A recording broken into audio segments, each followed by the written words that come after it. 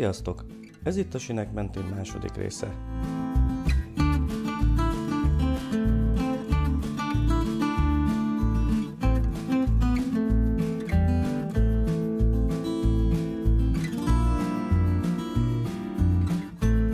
Mai városunk Szeged. Mivel a város megnézésére csak egy napon volt, ezért a teljesség igénye nélkül igyekeztem a lehető legtöbb látnivalót megnézni, de a városban így is lépten nyomon belebotlottam szép épületekbe, terekbe, szobrokba, melyek teljesen elvarázsoltak. A nagyállomás a szegedi belvárostól délre, Alsóváros északi peremén fekszik. 1902-ben a MÁV a régi épületet átépítette, ez az egyetlen nagy állomásépület, ahol a vágányok és az előtér között egy emeletnyi magasságbeli eltérés van, mivel a sinek magas töltésen fekszenek. Az árvízi emlékmű a Tiszaparton található. A nagy árvíz 100. évfordulóján 1979-ben avatták fel Segésdi György alkotását. Mellette találhatóak az emlékoszlopok, melyeken azon nagyvárosok címerei és nevei vannak, amelyek a katasztrófa után a legtöbb segítséget nyújtották, hogy Szeged újjáépülhessen. Róma, Brüsszel, Berlin, Párizs, London és Bécs polgárai tiszteletére állították őket.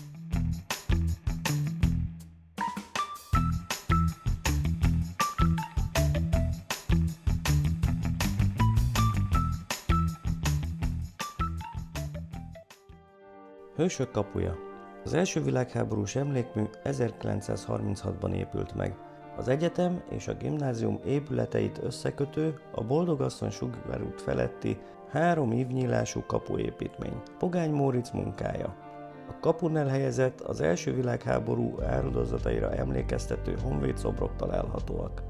A kapu 3 ívnyílásában található Európa legnagyobb szabadtéri freskója, melynek művészi alkotásai 3 témakört ölelnek fel. Az egyik a hősi halottak dicsőítése, a másik háborús megemlékezés, a harmadik pedig Horthy Miklósnak a Szegedről való elindulása.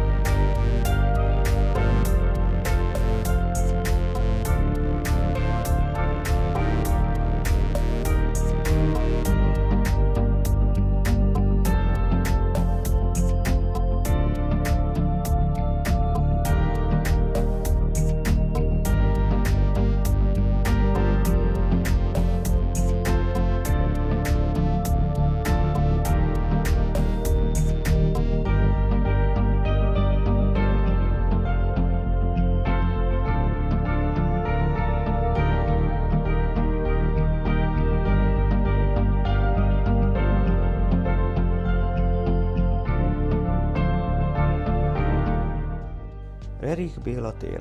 A teret a Domtéri épületegyüttes tervezőjéről, a magyar tájépítészet jelentős alakjáról nevezték el, aki a püspöki palota és az egyetem kertjeit is a hagyományokra támaszkodó modern szellemben alkotta meg. Két különleges szobor található az egyetemi előadótermekhez vezető sétány két oldalán. A kolozsvári testvérek sárkányölő Szent Györgyöt ábrázoló gótikus alkotása, melynek eredetiét Prágában őrzik, itt annak másolata látható. Vele szemben a szabadság halott pillangóját, a magasba emelő fiatal embereket ábrázoló márványszobor látható, mely az 1956-os forradalom résztvevőinek állít emléket. Domtér. A velencei Szent Mártérrel megegyezően 12.000 négyzetméter nagyságú, és Észak-Európa elegáns, letisztult stílusát magáhordozó épületek veszik körül. 1928 és 30 között Erich Béla tervei szerint épült fel. Keleti és déli oldalán egyetemi intézetek, míg nyugati felén a püspöki palota és a hittudományi főiskola található. Árkádjai alatt a Nemzeti Emlékcsarnok több mint 100 szobra emlékeztet a magyar történelem, tudomány és művészet kimagasló egyéniségeire. Fogadalmi templom. Építését a nagy 1879-es árvíztől való megmenekülés miatti fogadalomból 1880. november 28-án határozták el a szegedi városatyák. Ez Magyarország egyetlen 20. században épült székesegyháza. A fogadalmi templom tornyainak 81 méteres magasságával az ország 5. legmagasabb temploma. A keleti toronyban található Magyarország második legnagyobb harangja, mely 8540 kg. Az eredeti mesébe illő tervet Sulek Frigyes készítette. Egy dombra épült volna, fehér mészkőből kör alakú tornyokkal, a domb oldalába vízeséssel és a nemzeti hősök lovas szobraival. De annak költségessége miatt nem került kivitelezésre. A Foerkernő által átdolgozott verzió viszont igen. A templomot végül 1930-ban szentelték fel, de a belső díszítéseken még évtizedekig dolgoztak. Legelőször 1931-ben rendezték meg a dóm előtt a szegedi szabadtéri játékokat, annak nagyszerű akusztikája miatt.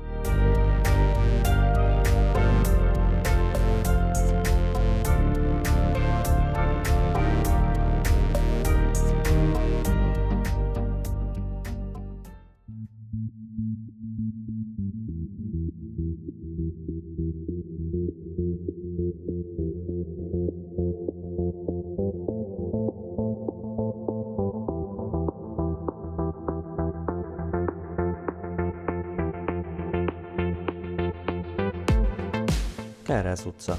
A Kárász utca Szeged egyik leghangulatosabb sétáló utcája. Az utca Dugonics tér felé eső végén láthatunk karneválosokat ábrázoló szobrokat, melyek az úgynevezett köszöntő szobrok. Az utca másik végén található a Széchenyi tér. Klauzál tér.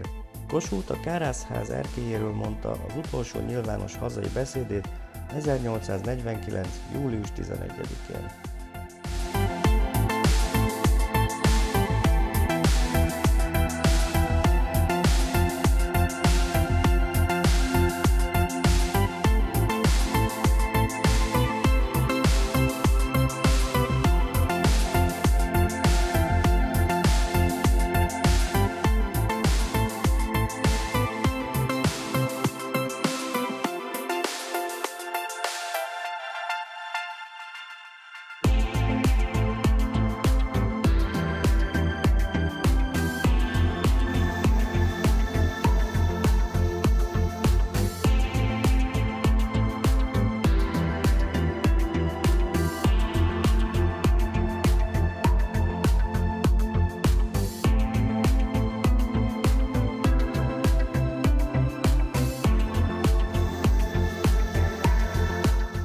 Új zsinagóga.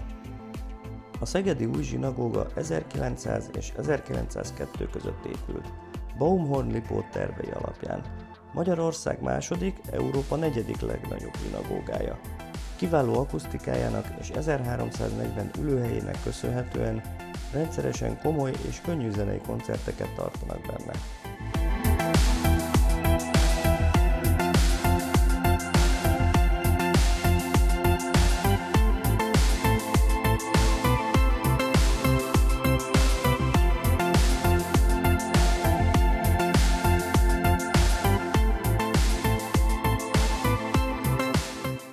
víztorony. 1904 óta a szegedi Szent István téren áll hazánk legrégebbi vasbeton víztornya, amelyet a helybéliek öreg hölgynek becéznek. Az 1000 köbméter víz befogadására alkalmas tornyot Zielinski Szilárd tervezte. 1904-ben épült fel, és mindmáig eredeti funkcióját látja el.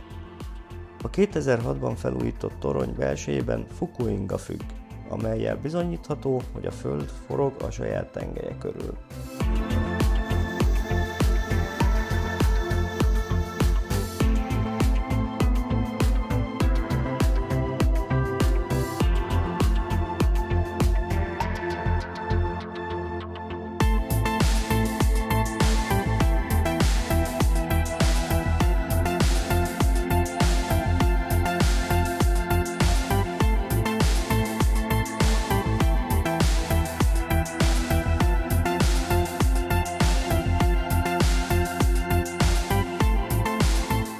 A Széchenyi tér.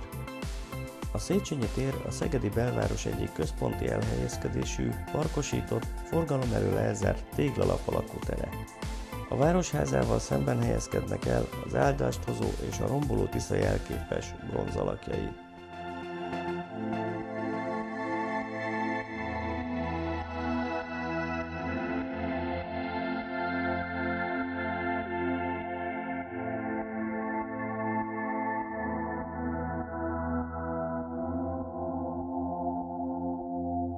Mellette Klebelsberg Kuno szobrát láthatjuk. A tér ezen oldalán az utolsó szoborpáros Szent István és Gizella.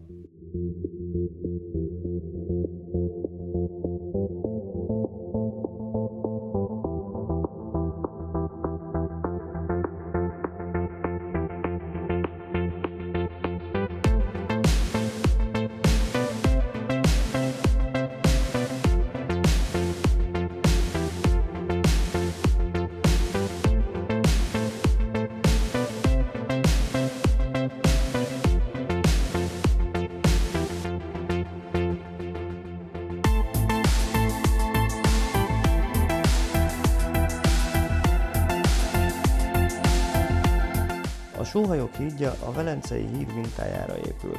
1883-ban abból az alkalomból, hogy Ferenc József osztrák császár és magyar király Szegedre látogatott megtekinteni az árvíz után újjáépített várost, és megnyitni az új színházat. Az uralkodó a bérpalotában szállt meg, és így közvetlenül eljuthatott a városházára.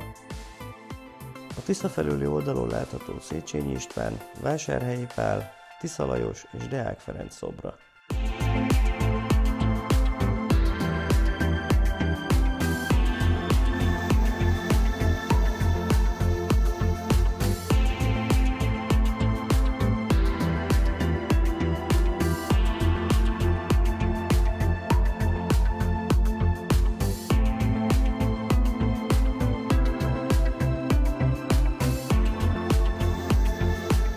A Móra Ferenc Múzeum.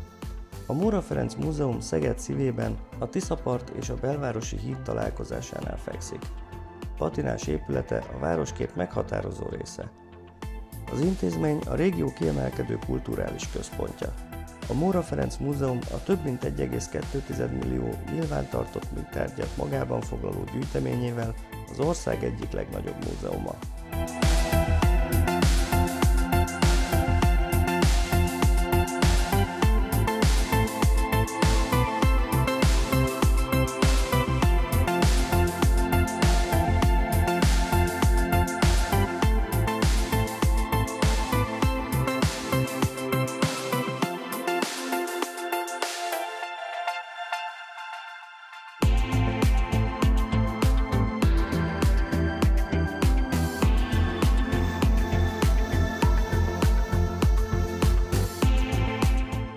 Ha tetszett a videó, nyomj egy lájkot. Ha szeretnél több ilyen videót látni, akkor iratkozz fel a csatornára.